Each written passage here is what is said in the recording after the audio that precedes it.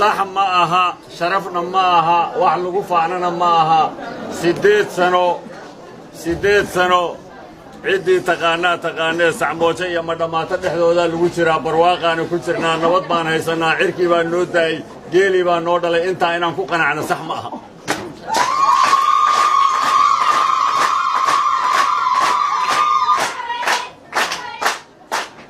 وعن روا إنان عطينو الناس بدل دون وشددين وعبدا هاي إنو هذا المدح نقضى معها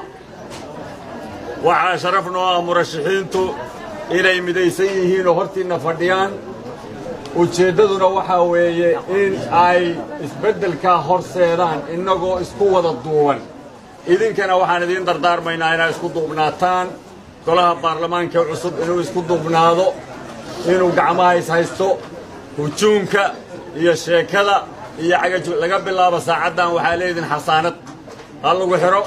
هلو قدلو هلو حاجة شغليو حصانت الله اللي ما هذا هالكن فرديا وعلى ستيشن كان اللي يجي يريا عسكري ستيشن كان يجي يريا لقبل الله بهذا رضا حكومة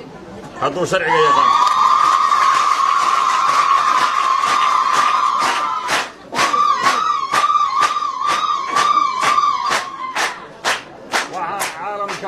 عالمك يعد والبوشيجينا إن ضدك صوماليات مسؤولين تهديهم قدك الدور الشدة هديهم قوليه بدلك هدي قوليه بدبادة هديهم حلبان نضا مسؤوليات دودا يا أمان كودا يا شرف تودا وين لا يلالي عيد كسير يلالي عيد حب يا هنشبات يا عقد شغلين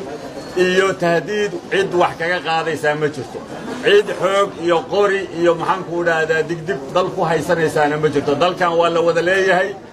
nabad iyadoo leeyahay oo walaalo leeyahay baa la joogi karaa waxa loo baahan yahay anagu aan doonaynaa dad saan oo kala oo bulshadu keentay halka inta la geeyo halkaana dhalal la dhigo in la yiraahdo hebel warqado cad la siiyo qofka uu rabo uu ku qoro oo baqshada ku rido halkaa waxa ka soo baxa waa ku wada qancayna qofka inta diiday xaquu u socda xaquu soo ku noolaa inuu soo xukumi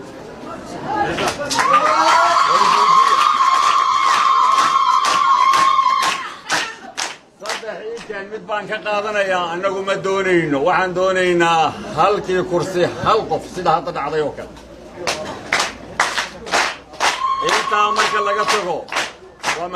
inta marka laga tago جبلان ومقالة نبضات ومقالة مدنبو معها مقالة لغو أرورية معارض كدولة فيدرالكا معها مقالة لغو عسومة معارض كدولة فيدرالكا اللي سوية معها ميل قدومية دولة صومالية شعب كصوماليات هل كان كنا قن وحي أجيهين إن جبلان تهي دولة قبلات كودي دولة فيدرالكا هنا أي تهي دولة دولة فيدرالكا هي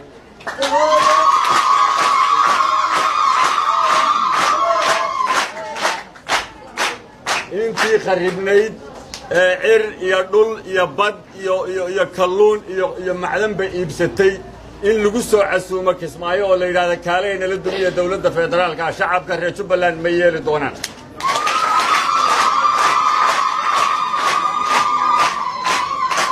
waxaan uga digaynaa kooxaha faraha badan ee kala gedisan ee ku dhex jira doorashada Jubbaland waraaqaha qoraya beenta ka shaqaynaya dayuuradaha soo raacaya iyagoo waliba ahaa kuwii shalay duminayay aan ka kari lahayn aan gacmaha ka haynay maanta isaga dhigaya inay wax u qabanayaan maantana inay dumiyaan bay rabaan oo dab ka dhex shidaan oo khilaaf ka dhex abuuraan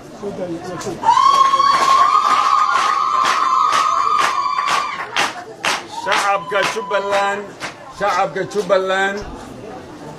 wuxuu ka shaqaynayaa midnimo wuxuu ka shaqaynayaa wanaag wuxuu ka shaqaynayaa horumar waxaan hadalkayga ku soo ururinayaa walaha baarlamaanka waxa la idinka rabaa inaad guddoon macna la doorataan oo dhinaca kale sharciyada marka la aado mar haddii baarlamentarian tahay shaqadu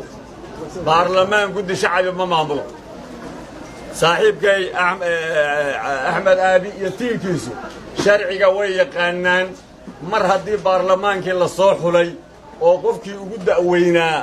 uu fadhiistay kursiga waxay noqonayaan observer technically idinkala shaqaynaya waxaad u baahan tihiin bay idinka caawinayaan guddi doorasho oo guddoonkaad iska dhex dooranaysaan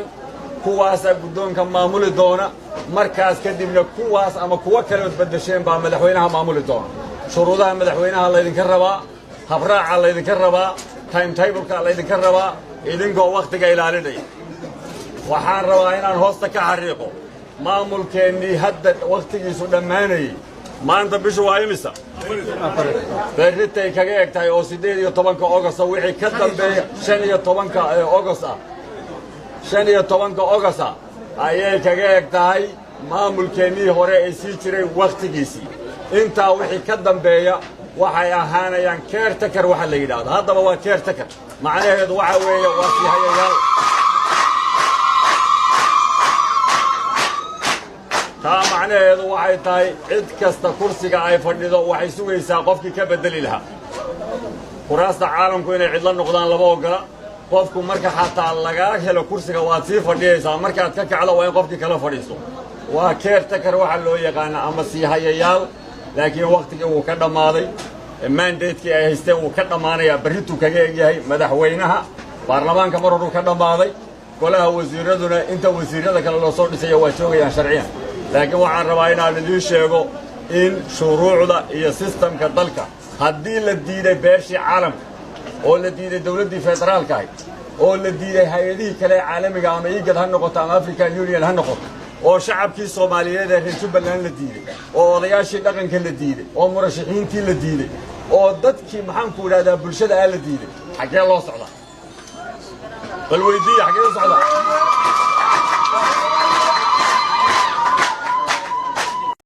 بسم الله الرحمن الرحيم السلام عليكم ورحمة الله وبركاته دمانتين سلامتك كدب انت أدركيسين waxaa maanta halkan aan kusoo gebagabeynay wadahadalkii muddada dheer socday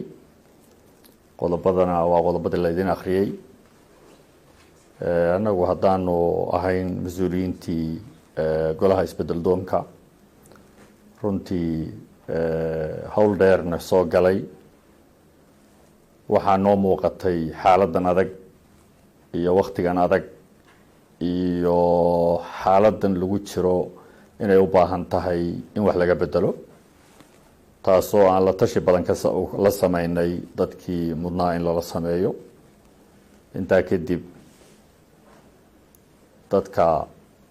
bulshada ballaadhan ee reer jubbaland taageerayaasha meel walba jooga caalamka geesihiisa iyo gudihiisa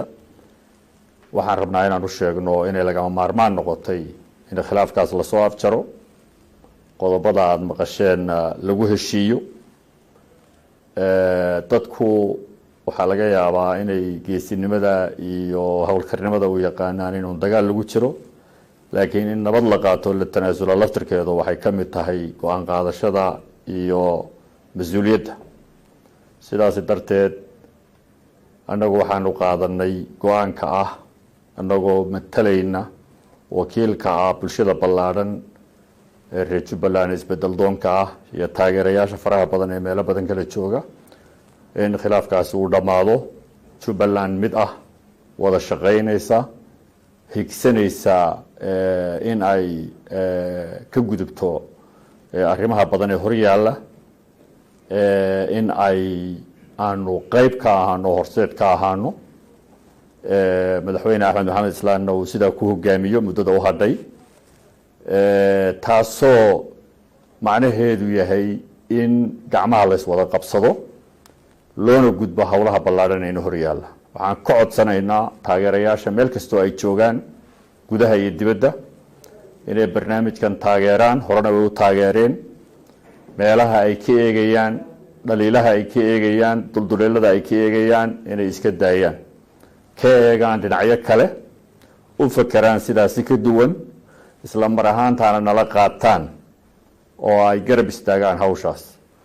loona gudbo jubbaland oo midaysan oo gacmaha is haysata intaa marka laga gudbo hawshani waa hordhac laakiin shirweynaha ballaadhan ee dib u heshiisiinta ee dadka iyo maxaanku idhaahdaa bulshada reer jubbaland ay isugu iman doonto qoraalkana wuu ku jiraa haddii alla yidhaahdo magaalada kismaayo ee caasimadda ku-meel gaarka ah iyo deegaanada kale ee suuragalka ee reer Jubbaland ayaa lagu qaban doonaa haddii alla isugu iman doonaa intan kuma eka waxaan rabnaa haddii alla yidhaahdo in gacmaha la iswada qabsado la iswada cafiyo wixii dhacay dhinac la iska dhigo taas ayaana midda aynu guusha ku gaari karno haddii alla yidhaahdo intaa marka laga gudbo waxaan rabaa inaan halkan laba baaq ka soo jeediyo baaq ku socda dowladda federaalka ah waxaan ugu baaqaynaa dowladda federaalka ah mas-uuliyiinteeda madaxweynaha iyo xukuumadda iyo dhammaan qaybaheeda in sidii loo fakerayay si ka duwan loo fakero dib loogu noqdo xaaladaha hadda taagan cakiran ee caalamka oo dhan ka taagan iyadoo la tixgelinayo waxaan rabnaa haddii alla yidhaahdo madaxweyne axmed maxamed islaan iyo madaxweyne ku-xigeenkiiba waa fadhiyaan iyo mas-uuliyiintii kale inaanu hormuud ka noqono barnaamijka wadahadalka iyo wax ka bedelka xaaladii cakirnayd ee ka dhexaysay dowladda federaalka iyo dowlad goboleedka Jubbaland taas oo aan rajaynayno inay dhammaan doonto labada dhinacna aanu ka rajaynayno inay la yimaadaan tanaasulaad iyo isbedel ka duwan sidii maxaan ku idhaahdaa hore beesha caalamka iyo dhammaan saaxiibada ama dowlad goboleedyo ha noqdaan ama siyaasiyiin Soomaaliyeed ha noqdaan waxaan ka codsanaynaa uguna baaqaynaa inay isgarab taagaan xaaladan heshiiskan Jubbaland khilaafkeedu markii uu soo bilowday bishii August ilaa hadda oo laga joogo inta aan la wada garanayo 8 bilood iyo wax la mid ah cakirnayd way out loo waayay albaab walba uu soo xidhmay caalamka iyo dowladda federaalka iyo cid walibana ay indhaha ka eegaysay in maanta dariiqaas dib u heshiisiinta laga wada shaqeeyo na lagu taageero la garab istaago isla mar ahaantaana laga midho dhaliyo intaas ayaan kusoo gabagabayn lahaa dhammaan cid kasta oo ka qayb qaadatayna waa u mahad celinaynaa waxaan rajaynaynaa dadka Soomaaliyeed qaybaha kala duwan dhinac meel walba jooga inay dhinaca fiican ka eegaan inay ka eegin dhinaca maxaan ku idhaahdaa ama dulduleelada ama iyagu ay markaas ka eegayaan ee laga yaabo in ay dulduleelo leeyihiin waxaan u rajaynaynaa in dhinaca fiican laga eego waxaan u rajaynaynaa in qof waliba uu dib u liqo candhuuftiisa isla mar ahaantaana tanaasulaadku waa qayb ka mid a nolosha bini'aadmiga aada iyo aad ayaa u mahadsantihiin annagu waa ku dadaalay inaanu maxaan ku idhaahdaa kursiga madaxweynaha aanu ku guulaysano amar ilaahay bay ku dhici weyday xilligeeday noqon doontaa waxaan rajaynaynaa in dadka oo dhan u wada hogaansamo qaato nagala shaqeeyo isla mar ahaantaana marxaladan marxalad ka fiican oo ama lagu kala wareegi karo ama lagu tartami karo inay soo mari doonto Jubbaland haddii ay leedahay taas aan rabnaa inaan